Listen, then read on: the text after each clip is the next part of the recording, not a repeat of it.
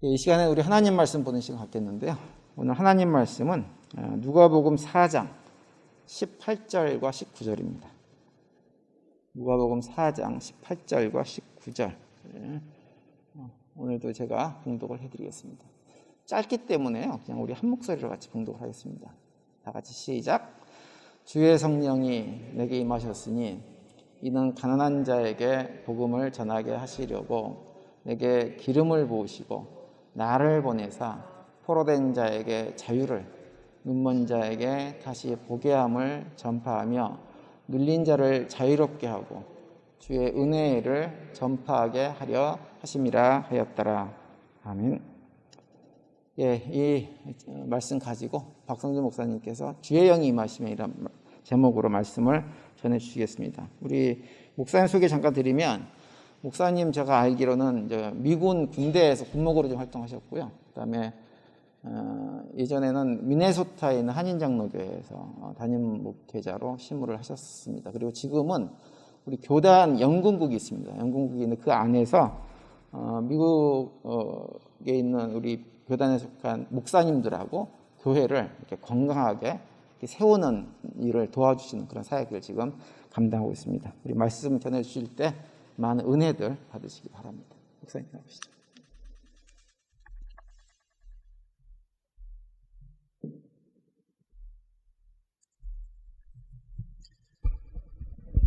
여러분들 만나 뵙게 되어서 반갑습니다. 헌스빌 사랑의 교회 목회하시는 우리 이규훈 목사님에 대해서는 제가 참 좋은 그 인상을 가지고 있습니다. 우리 NCKFC 총회를 할 때에 아주 참 일이 힘든 작업이 있었는데 그것을 맡아서 아주 성실하게 해주시고 여러 가지 모습을 보면서 가진 탤런트가 참 많은 좋은 목사님이다라는 그런 이제 느낌을 받았습니다.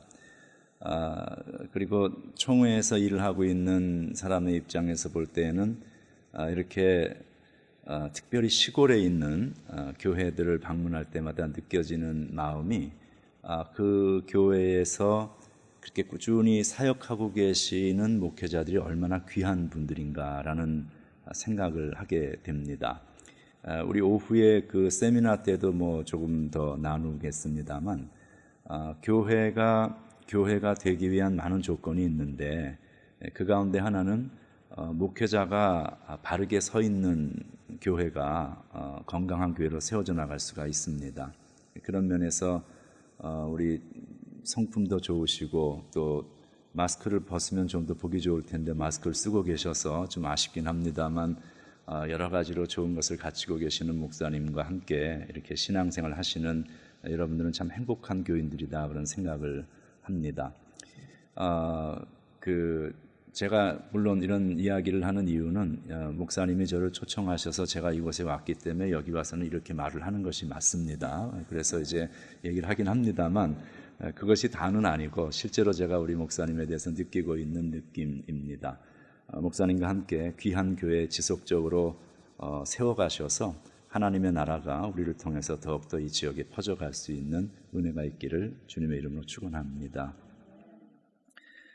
성령 강림주일은 신약의 교회가 탄생한 생일입니다.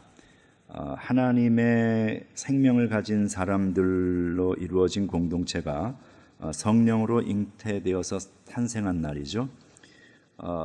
교회를 다닌 지 얼마 되지 않는 사람들에게 성령이란 존재는 굉장히 생소한 어떤 느낌이 들고 또 교회를 오래 다닌 사람들 가운데에 가지고 있는 성령에 대한 인식은 아주 신비하고 어떤 초자연적인 일을 행하시는 분이다. 막연하게 그렇게 생각을 합니다.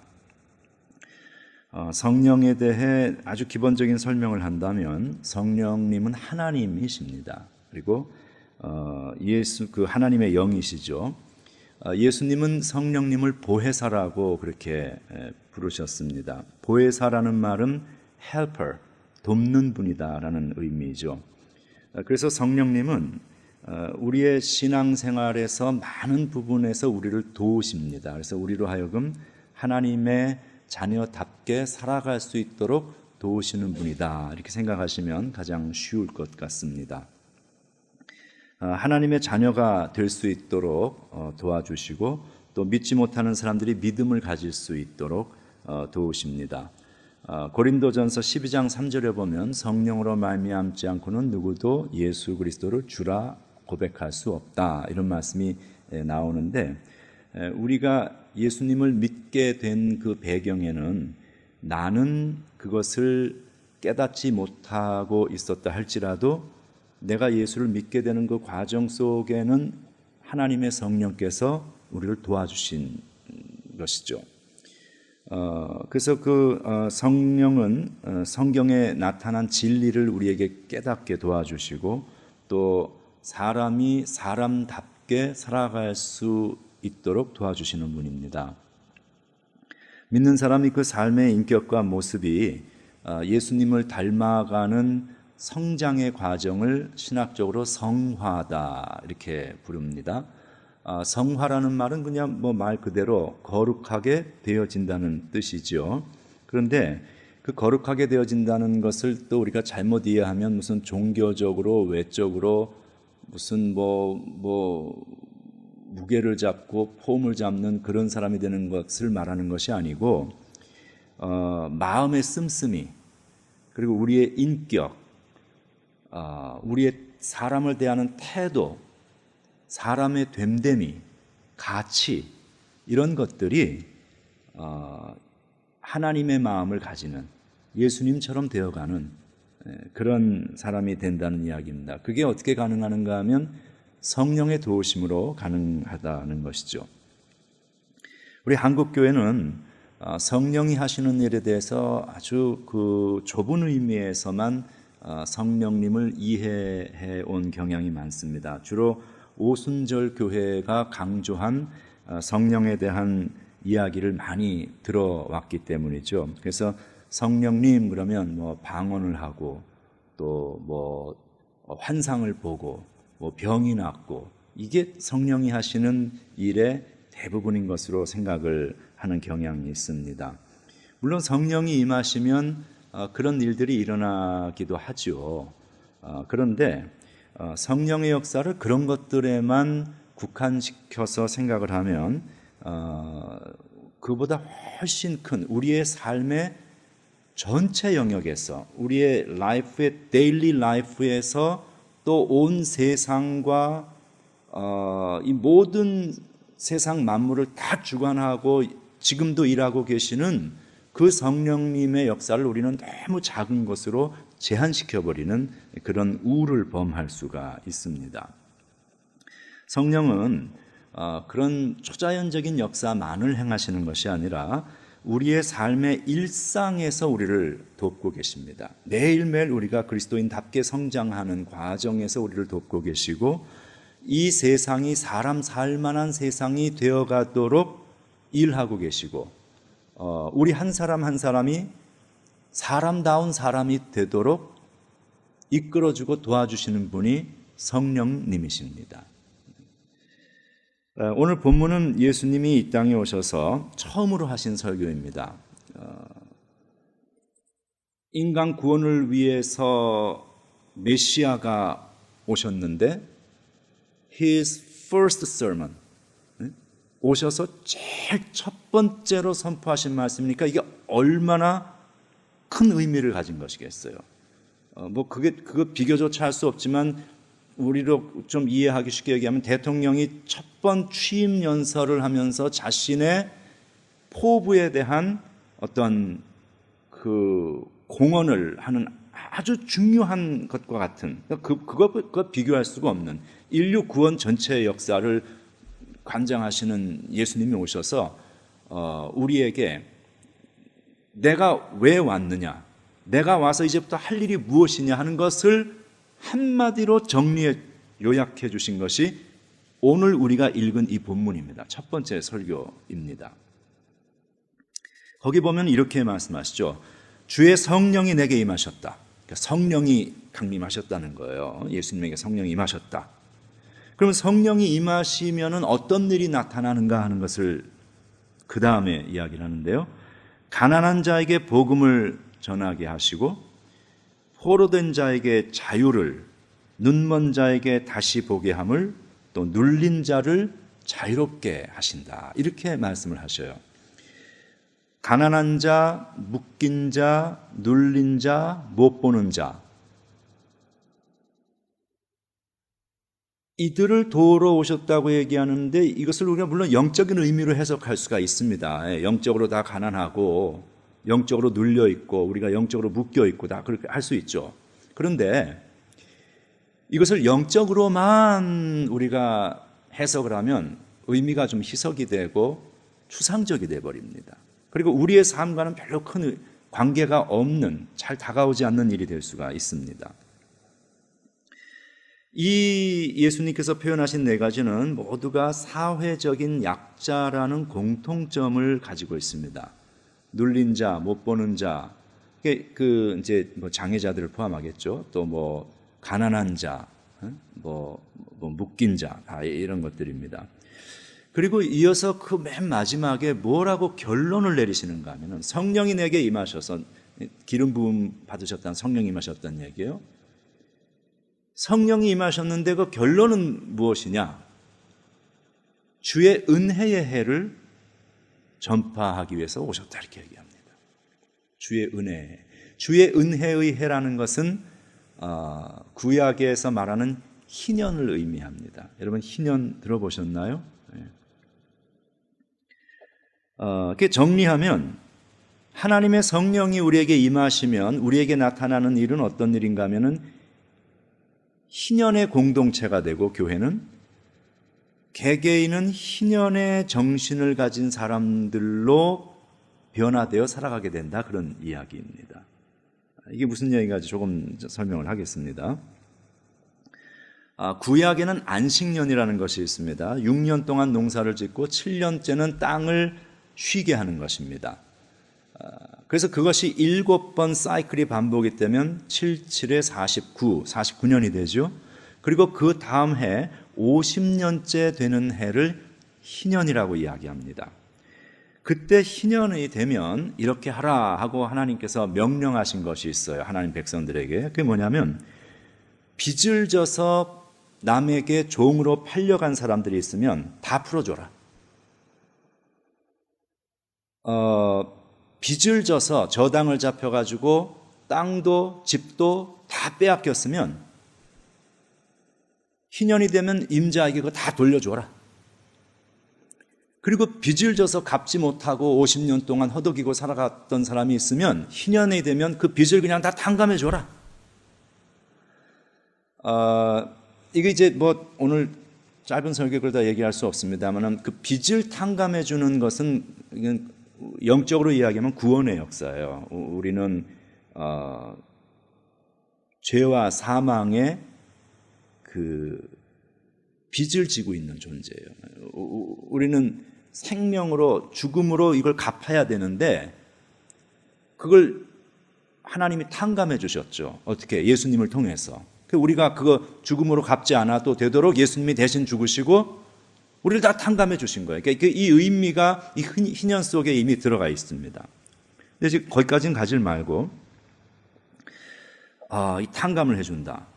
그러니까 희년이 되면 빚을 다 탕감해주고 집과 땅 빼앗겼던 거 다 돌려주고 임자에게, 또 종살이 하던 사람들 다 풀어주고, 이거 무엇을 이야기하는 거면 원래대로 돌아간다는 얘기예요.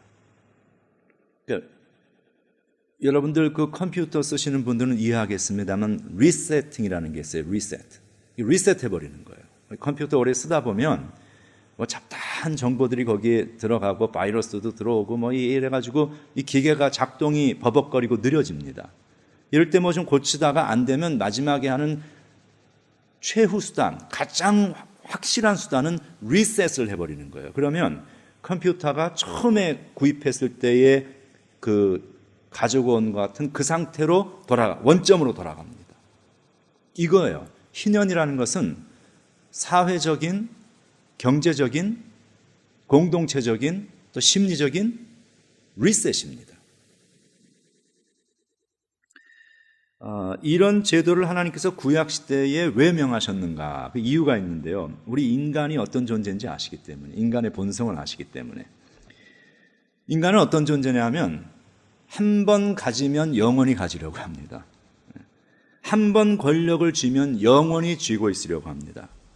그런데 그게 가능하지 않잖아요. 이게 쉽지 않잖아요. 그러니까 내가 한 번 쥔 권력과 한 번 쥔 힘과 돈, 이것을 영원히 가지려면 방법은 하나인데 그게 뭐냐면 다른 사람들이 그걸 가지지 못하게 하는데. 그죠? 그래서 인간은 유사 이래로 그런 일을 하며 살아왔습니다. 그럴듯한 명분을 내세워서 법을 만들고 제도를 만듭니다.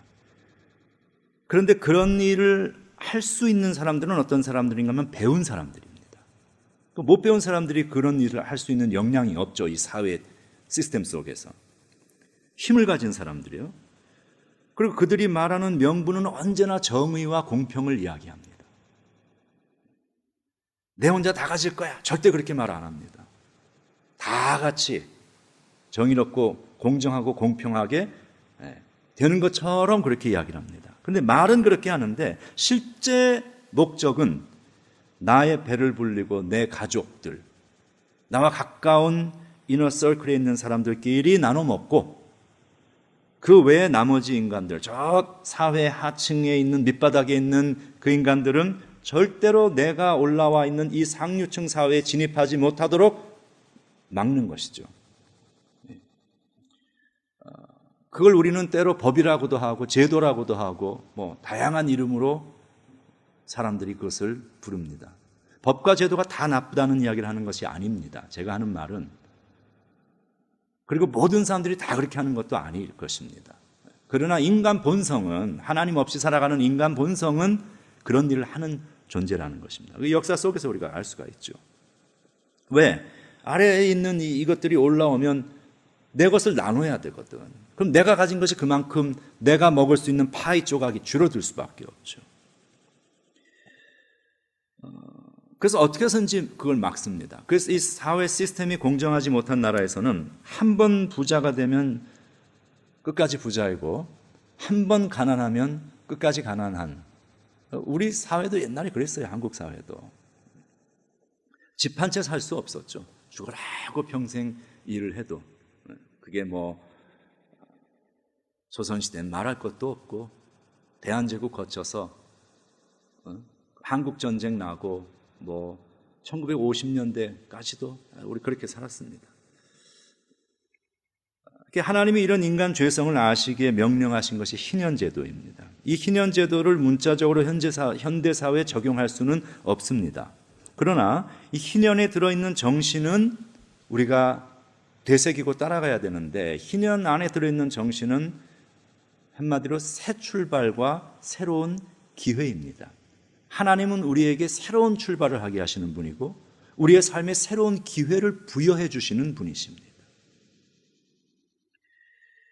종으로 살든 집과 땅을 빼앗겼든 희년을 통해서 모두가 원점으로 돌아가서 나만 사는 게 아니라 너도 살고 나도 살고 다 같이 잘 사는 거예요. 그런 공동체를 만든다는 의미를 가지고 있습니다. 그리고 이 희년에 담겨있는 또 하나의 의미는 내가 가진 것이 나의 소유가 아니라 이것이 하나님의 것이라는 것을 상기하도록 하는 원칙이 안에 영적 의미가 들어있어요. 왜냐하면 내놓으라는 거야. 영원히 네가 움켜잡고 있을 수 있는 게 아니라 내놓고 나누고, 그렇게 왜? 네 것이 아니니까. 내 것, 하나님의 것이니까. 하나님이 만드신 모든 사람들과 더불어서 우리는 살아가는 삶으로 내가 살라고 세상을 만들어놨는데 왜 너희들만 가지냐, 이제 그런 이야기죠, 하나님이. 그래서 내가 소유한 어느 것도 나의 것이 아니라는 의미가 이 희년 속에는 담겨 있습니다. 우리가 이 땅 떠날 때 다 놔두고 떠나죠. 단 하나도 가져가지 못합니다. 내 몸, 내 몸이에요? 못 가져갑니다.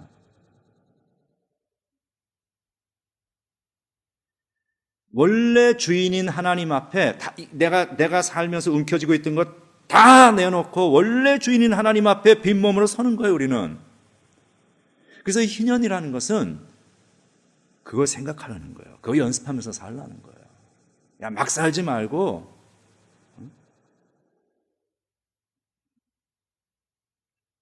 인생의 주인이 누구인가를 생각하며 살라는 의미도 그 안에 들어있습니다.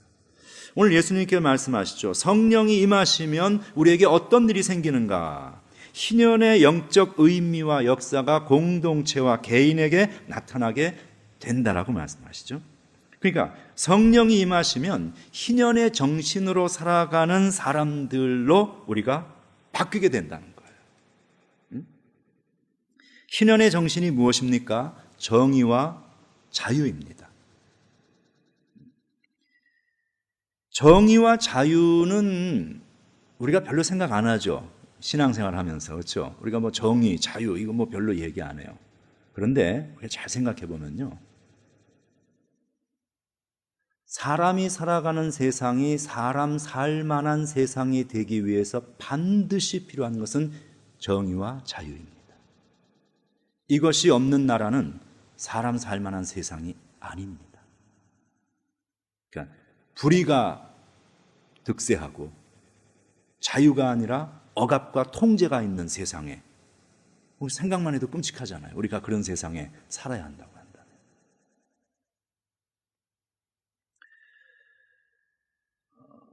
하나님의 나라는 참된 정의와 자유가 다스리는 세상입니다.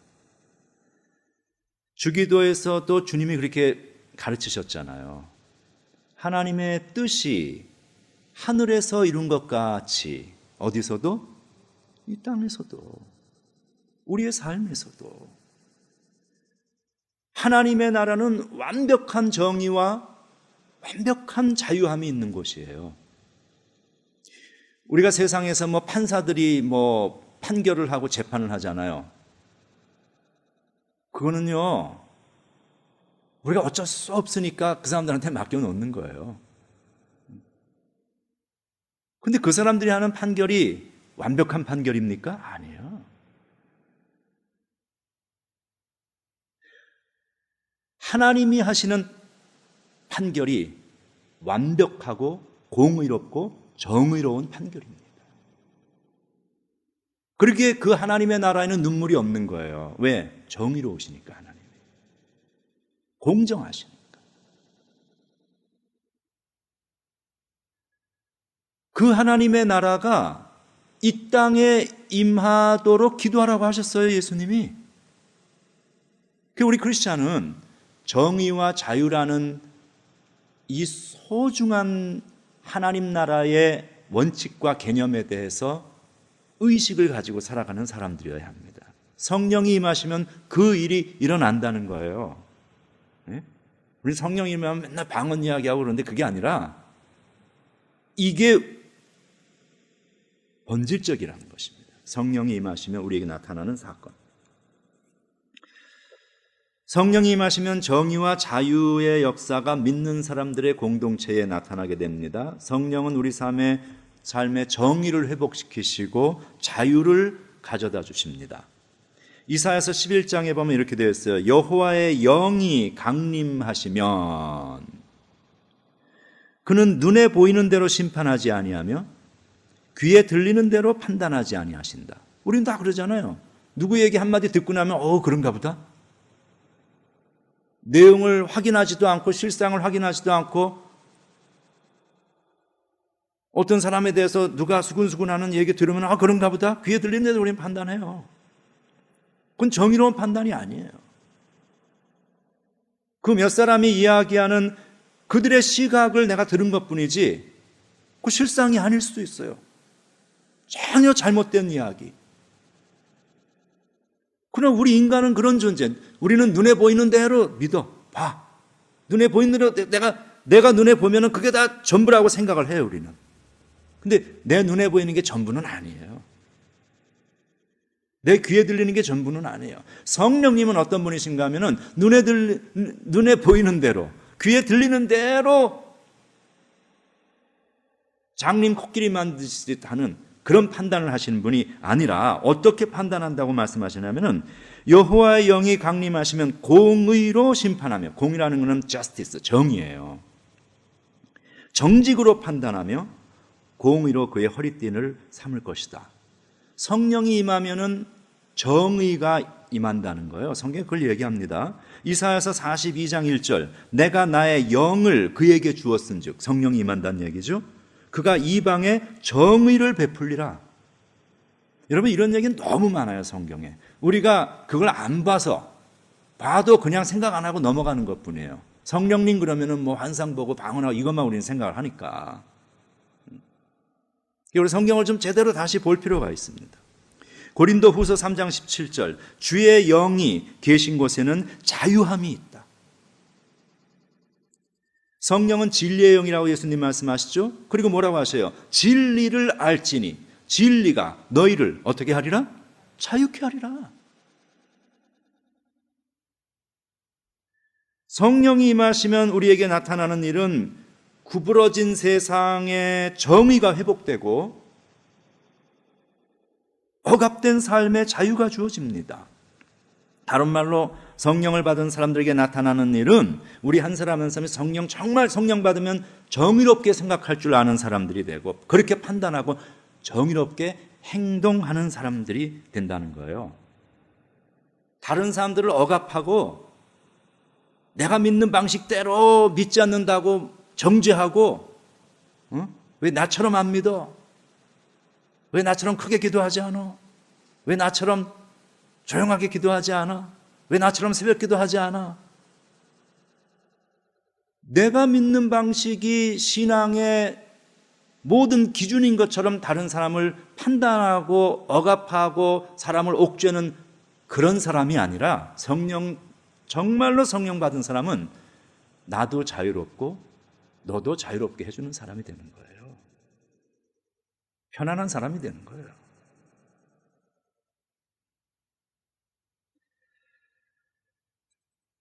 정의와 자유가 다스리는 세상이 되면 사람 살만한 세상이 됩니다. 그 세상은. 정의와 자유를 실천하며 사는 사람들끼리 모여서 살면 살만한 세상 되는 거예요. 성령이 임하시면 어떤 일이 나타나느냐? 그 공동체는 사람 살만한 세상으로 바뀌게 됩니다. 성령 받은 사람들은 사람다운 사람으로 변하게 됩니다. 그것이 성령이 임하시면 나타나는 일입니다.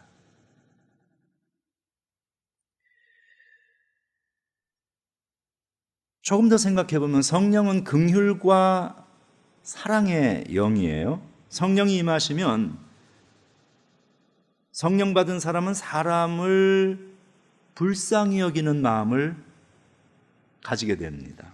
여러분, 인간은 모두가 불쌍한 존재입니다. 아니에요? 인간은 불쌍한 존재예요.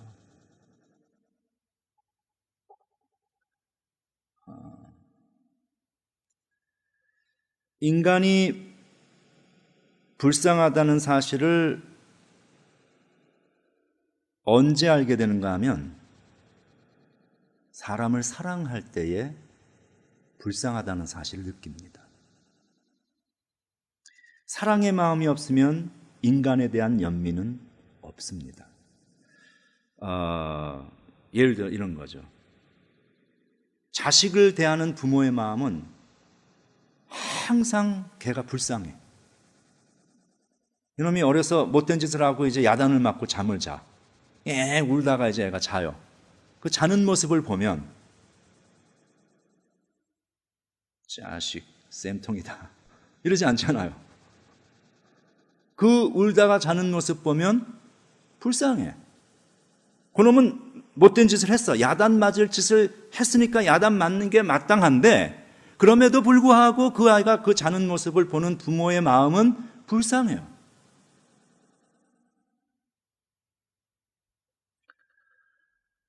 부모가 아닌 주변의 다른 사람들이 그 집안 이렇게 들여다보고 애 막 야단 맞고 애가 자.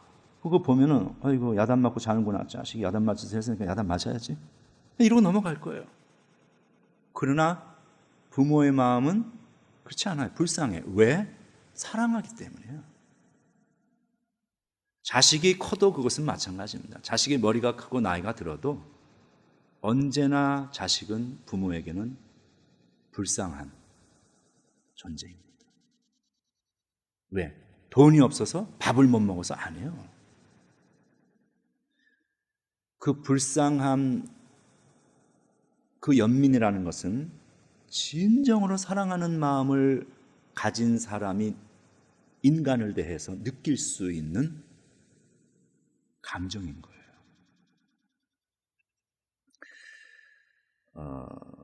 그 성경에 보면 그런 거 있죠. 예수님이 들판에 있는 무리가 먹을 것이 없음을 보고 불쌍히 여기셨다. 이런 말씀이 성경에 있거든요. 있어요, 여러분. 그때에 불쌍히 여기셨다는 그 단어가 compassion이에요. compassion. 이 compassion이라는 말은 뭐냐면 그 말의 원어의 뜻은 heart가, 이 마음이 이렇게 나간다는 뜻이에요. 여러분 어렸을 때 애기들 키워보실 때 자는 애기들, 뭐 사랑스러운 애기들 보면은, 내 새끼 보면은 마음이 어때요? 마음이 확 나간다고 아이한테. 그 마음인 거죠. 사랑하는 사람을 보면은 애가 대학을 갔다가 집에 있을 때는 집이 싫어가지고 먼데 학교 간다고 막 그리고 떠나. 학교 가면은 배가 고파져. 엄마 음식이 그리워져. 그러면 방학 때 집에 와요. 엄마 뭐 아빠 하면서 와서 안겨. 그럼 그때의 자식을 보는 부모의 마음은요, 그 하트가 이렇게 나가는 거예요.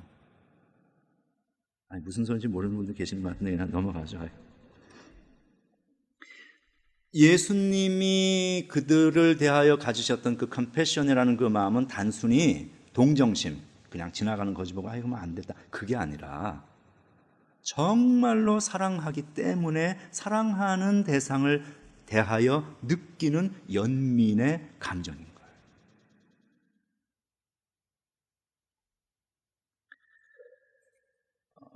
성령 받으면 이 마음을 가지게 됩니다.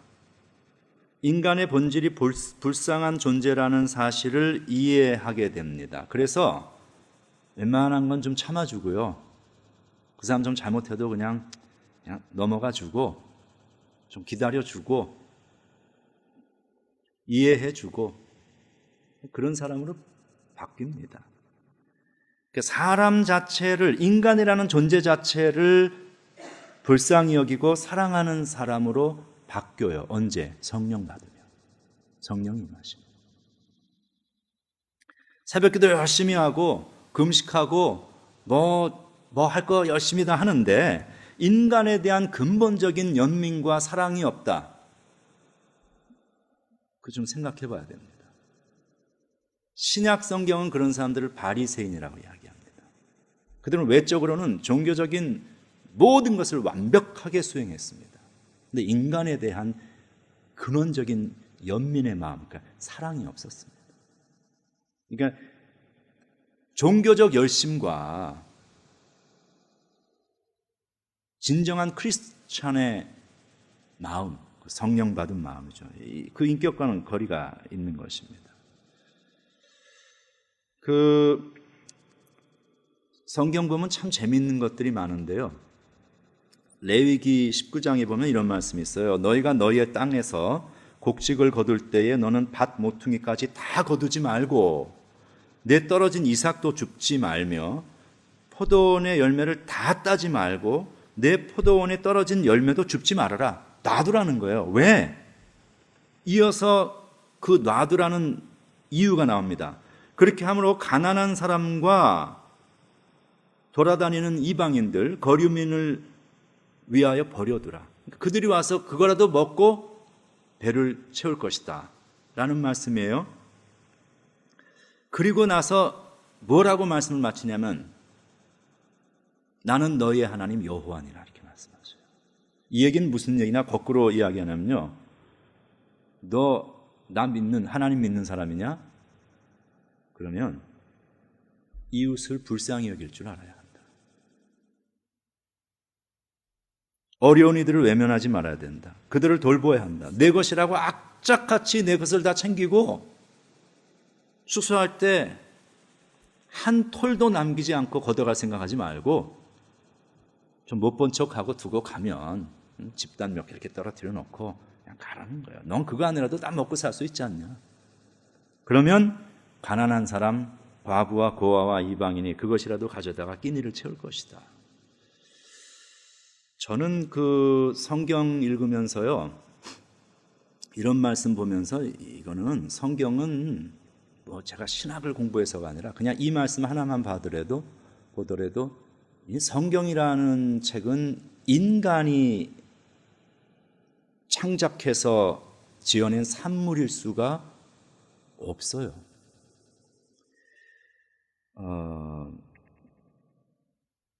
구약 성경, 특별히 그 모세 오경이 언제 기록되었느냐 하는 건 뭐 이제 학자들마다 의견이 분분한데, 분명한 것은 구약 성경의 그 말씀은 고대 시대의 역사와 문화를 반영하는 말씀이에요. 그렇죠? 지금 시대 이야기가 아니에요. 몇천 년 전의 이야기입니다. 성경의 배경이 되는 애굽은 고왕국, 중왕국, 신왕국으로 이렇게 나누어집니다. 고왕국에는 바로 한 사람에게만 구원이 있었어요. 물론 이제 그 구원은 지가 내가 신이다 이렇게 이제 주장한 것이죠. 중왕국에 오면서 귀족들도 구원을 나눠 갖게 됩니다. 왜 너만 구원이 있냐? 우리도 구원 가지자 이렇게 됩니다. 모세 오경의 배경이 되는, 특별히 모세 시대의 배경은 이 중왕국에서 신왕국으로 막 넘어가던 그 어간입니다. 해강 고대 시대예요. 그 시대는 어떤 시대였냐면은 사회 트라이앵글이 삼각형이 이렇게 있으면 위에 탑에 있는 아주 극소수의 사람들, 왕과 귀족, 그들만 자유와 권력과 재물과 모든 걸 다 가지고 사람답게 살았고 나머지 사람들은 이건 인간이 아니었어요. 네? 그런 시대였습니다. 그런데 아까도 언급했듯이 하나님 없는 인간이 가지는 근본적인 마음 자세는 나와 내 가족, 내 이너서클의 사람들끼리만 우리끼리 잘 먹고 잘 사는 거예요. 그리고 저 아래 있는 하층 계급에 있는 것들은 절대 내가 있는 이 위로 올라오면 안 되는 거야. 못 올라오게 막아야 하는 것이죠. 왜? 그래야 우리끼리 권력도 힘도 돈도 우리끼리 나눠서 사이좋게 여기서 많은 걸 먹고 살 수 있으니까. 그래서 그런 이들이 밑에서 올라오지 못하도록 이걸 방지하는 어떤 시스템을 만들죠. 그걸 때로는 법이라고도 부르고, 법이라고 해서 만드는데 그 법이라는 게 모두가 다 같이 잘 사는 법이 아니라 이제 못 올라오게 막는 거예요. 어떤 그 체제를 만드는 거죠. 독재하는 나라에서 하는 일들이 그런 것이죠. 법을 만들긴 만들어요, 그들도. 그런데 그 법은 모두가 다 더불어서 잘 사는 법이 아니라 정권 유지, 정권을 가진, 힘을 가진 소수의 사람들이 세세 손손 그 자리에 있고 가진 것을 빼앗기지 않도록 하는 장치를 만듭니다. 배운 사람들에게 그럴듯한 명분을 기가 막히게 잘 만드는, 듣기에는 아주 좋은 이야기예요. 정의를 이야기하고 공평을 이야기하고 공정을 이야기합니다. 그러나 실상은 그게 아니죠. 자, 여러분 잘 생각해 보세요. 성경은 기록되어진 말씀이에요. 그럼 고대 시대에 글을 쓸 수 있는 사람이 누구였을까? 지금 이 시대에도 남수단 같은 곳에는 독해율이, 문자 독해율이 27%에 불과합니다. 그러니까 그는 글을 읽을 수 있는 사람들. 그러니까 쓸 수 있는 사람은 그것보다 안 되는 거예요. 여러분, 우리가 한문 읽을 수는 있어도 못 쓰는 사람들 많잖아요. 그런 식이에요. 중세 시대에도 일반인들은 글을 쓸 수 없었습니다. 고대 시대는 말할 것도 없죠. 그렇다면 고대 시대에 글을 쓰는 사람들은 누구였냐면 왕족 아니면 귀족이었습니다.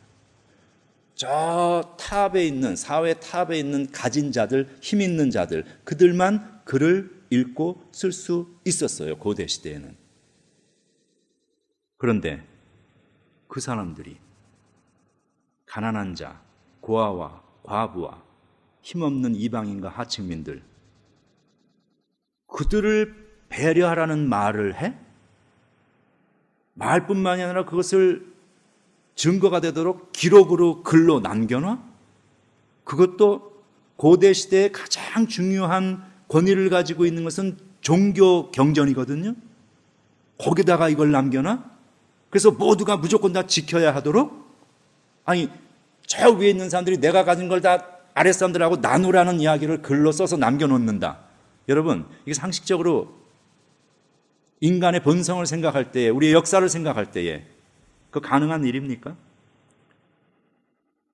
해마다 50년이 되면 요 위에 있던 사람들이 가지고 있던 거 다 나눠줘. 빚으로 차압했던 거 땅이고 집이고 다 돌려줘. 임자에게 빚 다 탕감해줘. 노예로 종으로 삼고 있었던 사람들 다 풀어줘. 여러분, 조선시대만 하더라도요, 노비 여자가 아이를 낳으면, 양반하고 사이에서 노비 여자하고 아이를 낳으면 걔는 무조건 노비예요. 중인도 아니고 양반도 아니에요. 그것이 조선시대 가진 자들이 재산을 늘려가는 방식이었습니다. 고대 시대에 종을 다 풀어줘요? 50년마다? 이게 가진 자들에게서 나온 생각일까요?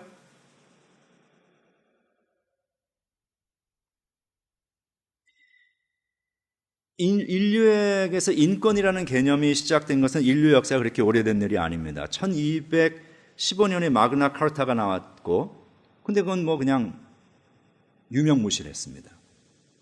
1789년에 프랑스 혁명이 시작되면서 비로소 그때부터 인권이라는 것이 무엇인지 사람들이 개념을 좀 가지기 시작했습니다.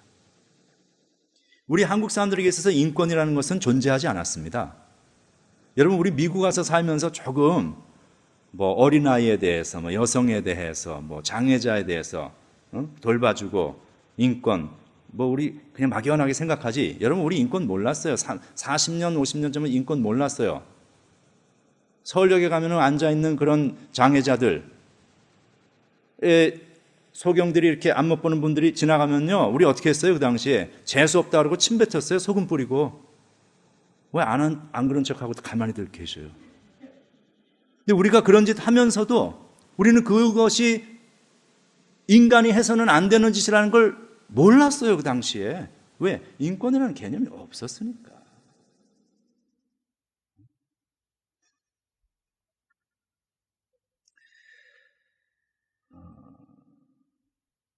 부모 중에 한 명이 그 백인이거나 흑인인 경우에 저는 가끔 이제 그 이렇게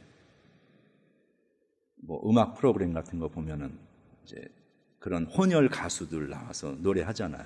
옛날 사람들 보면은 마음이 이렇게 미안해. 그 사람들 이렇게 보면서. 저 사람들은 어렸을 때 우리 한국 사회에 살면서 얼마나 고통스러운 시간을 지났을까. 우리 튀기라고 불렀잖아요. 사람 취급 안 했잖아요. 얼마나 놀리고 따돌림 당하고 사람 대우받지 못하고 그렇게 살아갔을까. 그런데도 그것을 다 극복하고 저렇게 성인이 되고 그렇게 돼서 참 훌륭한 엔터테이너가 되어 있구나 생각할 때 그 미안한 감정과 막 그 복합된 감정이 이렇게 이제 지나갑니다. 고대 시대의 인권이라는 건 존재하지 않았습니다. 그건 약육강식의 시대였습니다. 그 시대에 성경은 고아와 과부를 돌봐라. 가족의 생계가 남자에게만 의존하던 시절에 남자가 전쟁에 나가서 죽는다든지 돈이 없어서 팔려가든지 하면은 남은 과부와 고아는 살 길이 없었습니다. 딱 하나 팔 수 있는 게 있었는데 그게 몸이었습니다. 그러니까 팔려가는 거예요. 이 집에 엄마는 종으로 팔려가고 저 집에 딸은 또 종으로 아들은 저 집 팔려가는 거예요. 그러면 가진 자들 입장에선 재산이 느는 거예요. 근데 그것을 50년마다 다 탕감해주고 다 풀어주라? 여러분, 이게 사람에게서 나온 생각이라고 생각하십니까?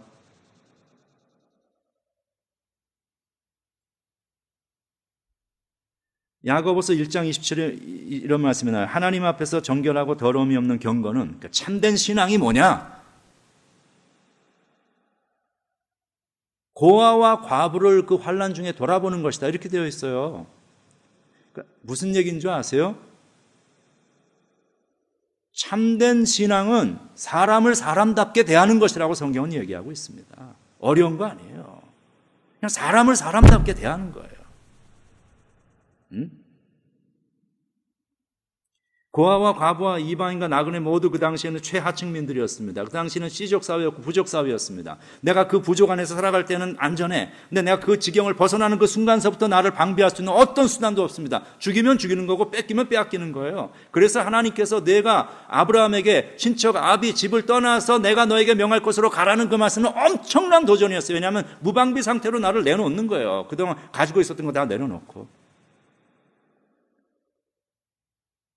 그래서 성경에서 나그네와 고아와 과부와 이방인은 최하층 약자 중에 약자들이었습니다. 그런데 그들이 가져가서 먹을 수 있도록 너 추수했으면은 싹싹 다 긁어가지 말고 못 본 척하고 다 좀 놔두고 가라는 거예요. 이거 가진 자들, 있는 자들이 이 글을 썼겠습니까? 이것은 여러분 성경은 사람의 산물이 아닙니다. 성경은 하나님의 말씀입니다. 하나님이 아니고는 이 의식과 개념조차가 인간에게서는 나올 수가 없는 거예요. 더군다나 고대시대에.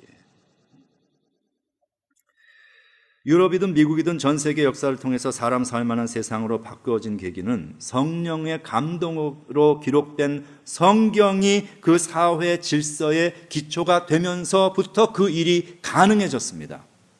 미국은 청교도들이 들어와서 성경에 기초한 법을 제정했습니다.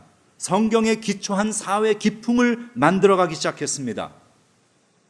지금 미국이 불신자들이 많아졌다 하더라도 여전히 미국이 이러한 사람 살만한 나라로 구조를 갖추고 있는 이유가 뭔지 아십니까? 성경 이야기를 이들이 지금 대놓고 하지 않는다 할지라도 이미 이 나라를 구성하고 있는 기본적인 헌법과 법질서와 사회 기풍 모든 것이 성경에 기초되어 있는 것이에요. 어려서부터 그걸 배우는 거예요. 성경은 배우지 않는다 하더라도 성경에 기초한 정신을 배워나가고 있는 거예요. 그러니까 이 미국이라는 사회는 저지 공산주의 사회 같은 그런 데가 아니라 사람 살만한 사회로 아직도 가는 거예요. 우리 같은 이민자들, 이런 괜찮은 나라를 만드는 데에 아무것도 기여한 바가 없는 우리 같은 영어도 못하고 버벅거리고 피부색이 다른 이민자들이 이곳에 와가지고 사람다운 대접받고 살아가는 이유 다 거기에 있는 거예요. 그럼 우리도 남을 그렇게 대해야지. 우리보다 못한 사람들. 우리 한국 사람들 왜 이렇게 자꾸 우리보다 못한 사람들을 그렇게 멸시하고 무시하고 그런 경우 참 많죠. 성령이 임하시면 사람의 의식이 바뀝니다. 정당하고 정직하고 정의롭고 자유로운 것이 무엇인지 알게 하십니다. 그리고 그것을 사모하게 하시고 그것이 옳다는 것을 깨닫게 하시고 그것을 따라 사는 사람으로 인격으로 바꾸어 주십니다. 그것이 성경의 곳곳에서 말하고 있는 성령의 역사입니다. 성령 임하시면 우리의 의식이 바뀌고 가치가 바뀌는데 오늘 성령 강림주일 맞이하여서 성령의 역사 초자연적이고 신비한 이런 것만 우리가 생각할 것이 아니라 우리의 삶 자체를 바꾸고 세상을 바꾸고 하나님의 나라가 이 땅에 임하고 우리 한 사람 한 사람이 사람다운 사람으로 바뀌는 그런 일을 행하시는 그 성령님 앞에 우리를 열어놓고 자유와 정의가 그 가치의 소중함을 우리가 깨닫고 사람에 대한 연민과 사랑으로 이웃사랑이죠. 그것을 가지고 살아갈 수 있는 그리스도인의 삶이 되시길 주님의 이름으로 축원합니다. 기도하겠습니다. 하나님